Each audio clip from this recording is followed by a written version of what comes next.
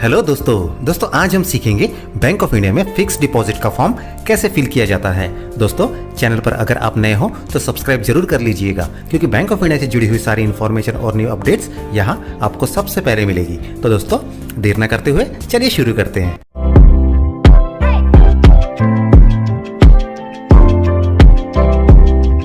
तो दोस्तों ये है बैंक ऑफ इंडिया में फिक्स डिपॉजिट करने का फॉर्म। चलिए देखते हैं दोस्तों कैसे फिल किया जाता है इसे। तो दोस्तों जैसे आप लेफ्ट कॉर्नर में देख सकते हो डेट के लिए कॉलम है। यहाँ आपको दोस्तों डेट डालनी है जिस दिन आप फिक्स डिपॉजिट करने बैंक में जा रहे हो। ठीक है, चलिए उसके नीचे आपका पैन नंबर डाल दीजिए। राइट कॉर्नर में देखिए दोस्तों आपका डेट ऑफ बर्थ डालना होगा आपको। उसी के नीचे आपका मोबाइल नंबर डाल दीजिए। चलिए आगे बढ़ते हैं। यहाँ देखिए दोस्तों new account desire to be open. यहाँ स्कीम्स है दोस्तों अलग अलग। फिक्स डिपॉजिट में बहुत सारे स्कीम्स होते हैं, तो आपको जो भी स्कीम करना हो आपको यहाँ टिक करना होगा। देखिए यहाँ पे करंट प्लस दिया हुआ है। उसके बाद शॉर्ट टर्म डिपॉजिट है, फिक्स डिपॉजिट है, मंथली इनकम सर्टिफिकेट है, डबल बेनिफिट डिपॉजिट है और रिकरेंट डिपॉजिट है। रिकरेंट डिपॉजिट दोस्तों आपका आरडी होता है। तो जो भी स्कीम में आप फिक्स डिपॉजिट करना चाहते हो उसे आपको टिक करना होगा। चलिए उसके नीचे आप देख सकते हैं दोस्तों कस्टमर आईडी दी हुई है। यहाँ आपको आपका कस्टमर आईडी डालना होगा।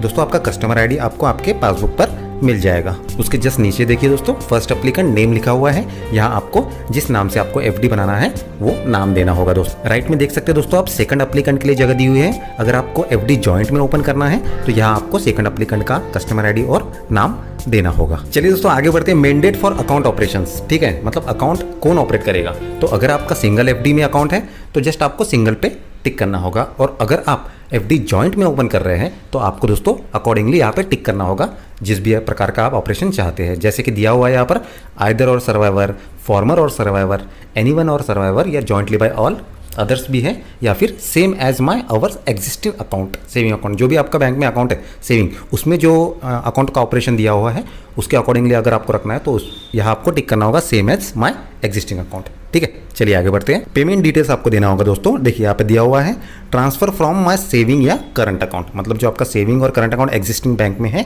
उसमें से डायरेक्ट पैसा एफडी में चले जाना चाहिए। ऐसा आपको यहाँ पर अकाउंट नंबर आपका मेंशन करना होगा। या फिर अगर आप कैश में एफडी बनाना चाहते हो, आपका अकाउंट नहीं है, तो आपको यहाँ पर कैश बताना पड़ेगा कि आप कितने की एफडी करना चाहते हो, उतना आपको कैश डिपॉजिट करना होगा दोस्तों। चलिए दोस्तों आगे बढ़ते हैं। चेक नंबर दिया हुआ है यहाँ पर drawn on bank and branch. ठीक है, दैट मीन्स कि अगर आपका सेविंग अकाउंट या current account bank of India में नहीं है तब भी दोस्तों आप बैंक ऑफ इंडिया में एफडी बना सकते हो बहुत आसानी से। कैसे? तो दोस्तों अगर आपका अकाउंट एसबीआई ब्रांच में है मान लेते हैं, तो आपको यहाँ पर उस बैंक का चेक लगेगा और चेक नंबर डालना होगा। यहाँ पर बैंक का नाम लिखना होगा और ब्रांच लिखना होगा। चेक दोस्तों क्लियरिंग में जाएगा और जैसे चेक क्लियर हो जाएगा आपका एफडी बन जाएगा दोस्तों। यहाँ दोस्तों आपको अमाउंट रुपीस देना होगा कि जितने भी अमाउंट की आपको एफडी बनाना है उतना अमाउंट यहाँ पर आपको डालना होगा। चलिए आगे बढ़ते हैं। टेन्योर दिया है दोस्तों डेज, मंथ्स, ईयर्स। तो जितने भी पीरियड के लिए आपको एफडी क्रिएट करना है आपको यहाँ पीरियड डाल दें। जैसे 6 महीने के लिए करना है तो 6 मंथ लिख दीजिए, 1 साल के लिए करना है तो 12 मंथ्स आप लिख सकते हैं। चलिए रेट ऑफ इंटरेस्ट के लिए जगह दी हुई है परसेंट पर एनम के लिए। ठीक है, तो यहाँ दोस्तों आपको भरने की जरूरत नहीं है। अगर आपको मालूम है रेट ऑफ इंटरेस्ट क्या है तो आप डाल दीजिए, अदरवाइज बैंक ऑफ इंडिया से ऑफिसर कोई भी यहाँ पर फिल कर देगा इस फील्ड को। चलिए for term deposit payment on maturity. ठीक है दोस्तों, मतलब आपकी एफडी जब मैच्योर हो जाएगी तो उसका पेमेंट किस प्रकार से होना चाहिए वैसा आपको इंस्ट्रक्शन यहाँ पर देना होगा। चलिए देखते क्या क्या है। क्रेडिट टू अकाउंट नंबर, तो मतलब आपके जो अकाउंट नंबर है सेविंग या करंट अकाउंट उसमें आपकी एफडी का पैसा जमा हो जाना चाहिए ऑन मैच्योरिटी पर, तो यहाँ पर आपको टिक करना होगा। इशू डीडी पे ऑर्डर, अगर आपको डीडी चाहिए, पे ऑर्डर चाहिए तो अकॉर्डिंगली आप यहाँ पर टिक कर दीजिए, वैसे ही आपको पेमेंट किया जाएगा। ठीक है, और एक ऑप्शन दिया हुआ है दोस्तों यहाँ पर बाय कैश। अगर आपको कैश चाहिए मैच्योरिटी पर तो यहाँ पर आपको टिक करना होगा। ऑटो रिन्यूअल इंस्ट्रक्शन यहाँ पर एक बार दोस्तों आप पढ़ लीजिएगा कि किस प्रकार से ऑटो रिन्यू आपका एफडी होना चाहिए। चलिए देखते हैं। रिन्यू प्रिंसिपल एंड इंटरेस्ट, मतलब टोटल अमाउंट जो आपका मैच्योरिटी पर बनता है, principal plus interest, total amount अगर आपको चाहते हैं कि रिन्यू हो जाए तो आपको यहाँ पर टिक करना होगा दोस्तों। सेकंड ऑप्शन है दोस्तों रिन्यू प्रिंसिपल ओनली, मतलब सिर्फ प्रिंसिपल अमाउंट यहाँ पर आपका रिन्यू होगा, इंटरेस्ट की अमाउंट आपके सेविंग अकाउंट में क्रेडिट हो जाएगी। ठीक है, अगर आप चाहते हैं कि आपको डीडी या पे ऑर्डर मिल जाए तो आपको यहाँ टिक करना होगा। अगर आप चाहते हैं कि टोटल अमाउंट आपके अकाउंट में जमा हो जाए तो दोस्तों आपको यहाँ पर टिक करना होगा, टोटल अमाउंट आपके सेविंग अकाउंट या करंट अकाउंट में जमा हो जाएगा। चलिए एग्रीमेंट देखते हैं दोस्तों। एग्रीमेंट एक बार ये पढ़ लीजिएगा, रिकरिंग डिपॉजिट के बारे में है। अगर आप आरडी बना रहे हो तो नंबर ऑफ इंस्टॉलमेंट आपको यहाँ पर मेंशन करना होगा और मैच्योरिंग ऑन भी मेंशन करना होगा। चलिए यहाँ एक डिक्लेरेशन दिया है दोस्तों, इसे एक बार पढ़ लीजिएगा। चलिए मैं आपके लिए पढ़ देता हूँ।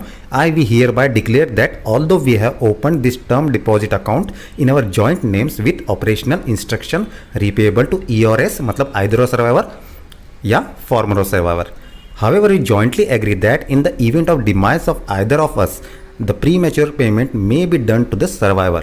ठीक है दोस्तों, तो दोस्तों इसका मतलब ये हुआ कि अगर आपकी फिक्स डिपॉजिट जॉइंट में है जिसका ऑपरेशनल इंस्ट्रक्शन है आइदर और सर्वाइवर या फॉर्मर और सर्वाइवर, और इन द इवेंट ऑफ डिमाइस बोल रहा है दोस्तों, मतलब अगर किसी एक अकाउंट होल्डर की मृत्यु हो जाती है तो सेकंड जो अकाउंट होल्डर है उसे प्री मैच्योर पेमेंट एफडी का किया जाना चाहिए। तो इसे दोस्तों आपको यहाँ पर यस पर टिक करना होगा ताकि आपको कोई प्रॉब्लम ना हो। चलिए, सिग्नेचर ऑफ एप्लीकेंट दिया हुआ दोस्तों, यहाँ पर आप अपने सिग्नेचर कर दीजिएगा। चलिए दोस्तों, नॉमिनेशन की बात करते हैं। नॉमिनेशन फॉर्म DA1 दिया हुआ है, nomination under section 45ZA of the banking regulation act 1949। चलिए दोस्तों, देखते हैं यहाँ पर क्या दिया हुआ। I we nominate the following person to whom in the event of my our minus death the amount of deposit in the above account may be returned by the bank of India.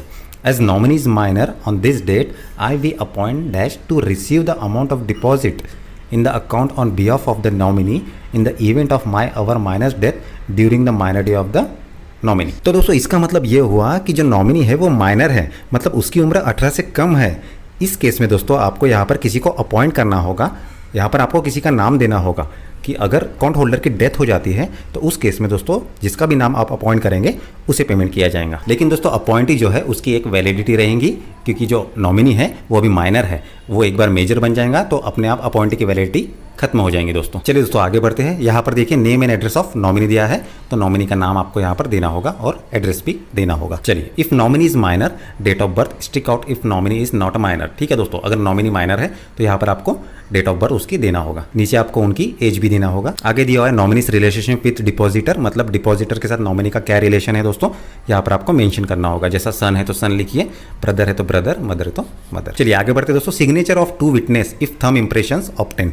ठीक है, मतलब जो account holder है FD का, वो अगर thumb impression करते हैं, जो साइन नहीं करता है, अंगूठा करते हैं, उस केस में दोस्तों यहाँ पर आपको 2 विटनेस लगेंगे। यहाँ दोस्तों आपको फिर से अपने सिग्नेचर करना होगा, यहाँ पर प्लेस लिख दीजिएगा, यहाँ पर डेट लिख दीजिएगा। जॉइंट अकाउंट है तो जॉइंट की सिग्नेचर आ जाएंगे यहाँ पर। आगे देखते हैं दोस्तों। Please deduct my TDS for FDs from my saving account.